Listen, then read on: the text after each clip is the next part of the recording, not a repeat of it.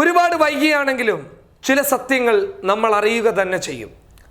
Chief justice Ranjan ഗൊഗോയിയുടെ ഒരു നേർമുഖമാണ് മുൻ supreme കോടതി ജഡ്ജായിട്ടുള്ള മാർക്കണ്ഡേയ കട്ജു ഇപ്പോൾ ദേശീയ വാരികയിൽ വ്യക്തമാക്കി കൊടുത്തിട്ടുള്ളത്.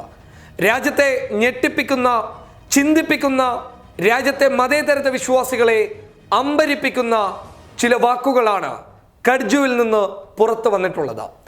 ബാബരി മസ്ജിദിന്റെ കേസിൽ വിധി വരുന്ന സമയത്ത് സുപ്രീം കോടതി തന്നെ വളരെ വ്യക്തമായി പറഞ്ഞ ഒരു കാര്യമുണ്ട്. രാമക്ഷേത്രം പൊളിച്ചല്ല ബാബരി മസ്ജിദ് നിർമ്മിച്ചത്. അതായത് രാമക്ഷേത്രത്തിനും ബാബരി മസ്ജിദിനും ഒരു ബന്ധവുമില്ല എന്ന് സുപ്രീം കോടതി ആദ്യം തന്നെ വിധി പ്രസ്താവനയ്ക്ക് മുമ്പ് വളരെ വ്യക്തമായി പറഞ്ഞിട്ടുണ്ട്. അതിൽ നിന്ന് തന്നെ വ്യക്തമാകുന്നത് അവിടെ നീതി ബാബരി മസ്ജിദ് തന്നെയായിരുന്നു എന്ന്. നമുക്ക് ദേശീയ വാരികയിൽ മാർക്കണ്ഡേയ കട്ജു എന്താണ് പറഞ്ഞതെന്ന് നോക്കാം. അയോധ്യ ഭൂമി തർക്ക കേസിൽ ഉൾപ്പെടെ കേന്ദ്രം പറഞ്ഞ പ്രകാരമാണ് രഞ്ജൻ ഗൊഗോയ് പ്രവർത്തിച്ചത്. കേസിൽ അന്യായവും നിന്ദ്യവുമായ വിധിയാണ് രഞ്ജൻ ഗൊഗോയ് അധ്യക്ഷനായ ബെഞ്ച് പുറപ്പെടുവിച്ചത്. എന്നാൽ ബെഞ്ചിലെ മറ്റ് 4 ജഡ്ജിമാരും ഈ നിലപാടിനെതിരെ ശബ്ദമുയർത്തിയില്ല. ഈ കാരണത്താൽ അവരും കുറ്റക്കാരാണെന്ന് കട്ജു ലേഖനത്തിൽ പറയുന്നു. CBI മുൻ ഡയറക്ടർ അലോക് വർമ്മയെ കേന്ദ്ര സർക്കാർ അധികാരഭ്രഷ്ടനാക്കിയ കേസിലും സ്വാഭാവിക നീതിക്ക് എതിരായ നടപടിയുണ്ടായി. വനിതാ ജീവനക്കാരി ലൈംഗികാതിക്രമം ആരോപിച്ചപ്പോൾ താൻ കൂടി അംഗമായ 3 അംഗ ബെഞ്ചുണ്ടാക്കി വാദം കേട്ട രഞ്ജൻ ഗൊഗോയിയുടെ നടപടിയും തെറ്റാണെന്നും അദ്ദേഹം വ്യക്തമാക്കുന്നു.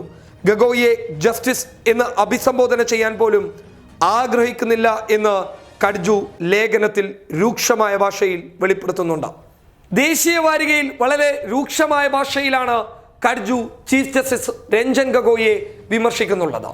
എടുത്തു പറഞ്ഞു കഴിഞ്ഞാൽ കട്ജു മുന്നിലോട്ടിട്ടു തരുന്ന ഒരു വലിയ കാര്യമുണ്ട്.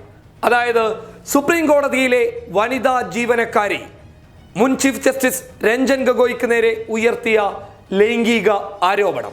ചരിത്രത്തിൽ ആദ്യമായിട്ടാണ് ഒരു ചീഫ് ജസ്റ്റിസിന് നേരെ ഒരു വനിതാ ജീവനക്കാരി, അതും സുപ്രീം കോടതിയിലെ ജീവനക്കാരി, ലൈംഗിക ആരോപണം ഉന്നയിക്കുന്നുള്ളത്.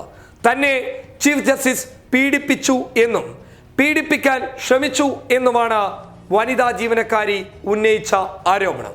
ഇങ്ങനെ ഒരു ആരോപണം കേന്ദ്രത്തിനെ സംബന്ധിച്ചിടത്തോളം വലിയ ആവശ്യമായിരുന്നു. ഉടൻ തന്നെ ആ ആരോപണത്തെ പിടിച്ച് ചീഫ് ജസ്റ്റിസ് രഞ്ജൻ ഗൊഗോയിയെ കേന്ദ്രം വട്ടം കറക്കുന്നു. ഒടുവിൽ രഞ്ജൻ ഗൊഗോയി കേന്ദ്രം വരച്ച വരയിൽ നിൽക്കുന്നു എന്നുള്ളതാണ് നമുക്ക് കാണാൻ വേണ്ടി പിന്നീട് സാധിക്കുന്നുള്ളത്. ഒടുവിൽ രഞ്ജൻ ഗൊഗോയി കേന്ദ്രം പറയുന്ന കാര്യങ്ങൾ ഏറ്റെടുത്ത് ചെയ്യാൻ തുടങ്ങുന്നു.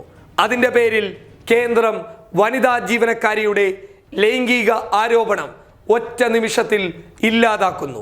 എന്തുകൊണ്ടും ചീഫ് ജസ്റ്റിസ് സേഫ് സോണിൽ നിൽക്കുന്നു. പക്ഷേ കേന്ദ്രം മുൻ ചീഫ് ജസ്റ്റിസ് ആയിട്ടുള്ള രഞ്ജൻ ഗൊഗോയിയോട് ബാബരി മസ്ജിദിന്റെ കേസിൽ നിങ്ങൾ വിധി പറയേണ്ടത് രാമക്ഷേത്രത്തിന് അനുകൂലമായ രീതിയിലായിരിക്കണമെന്ന് പറയുന്നു. ഇത് അടിസ്ഥാനപ്പെടുത്തിയിട്ട് രഞ്ജൻ ഗൊഗോയി വിധി പറയുന്നു. ഇതാണ് ദേശീയ വാരികയിൽ കട്ജു നമുക്ക് നൽകുന്ന ഒരു വലിയ പാഠം. ഒരുപാട് വൈകിയാണെങ്കിലും ബാബരി മസ്ജിദിന്റെ കേസിൽ ഇങ്ങനെ ഒരു വെളിപ്പെടുത്തലിന് മുൻ സുപ്രീം കോടതി ജഡ്ജായിട്ടുള്ള മാർക്കണ്ഡേയ കട്ജു എങ്കിലും തയ്യാറായല്ലോ എന്നുള്ളതാണ് രാജ്യത്തെ മതേതരത്വ വിശ്വാസികളുടെ ഏക ആശ്വാസം. News desk public Kerala.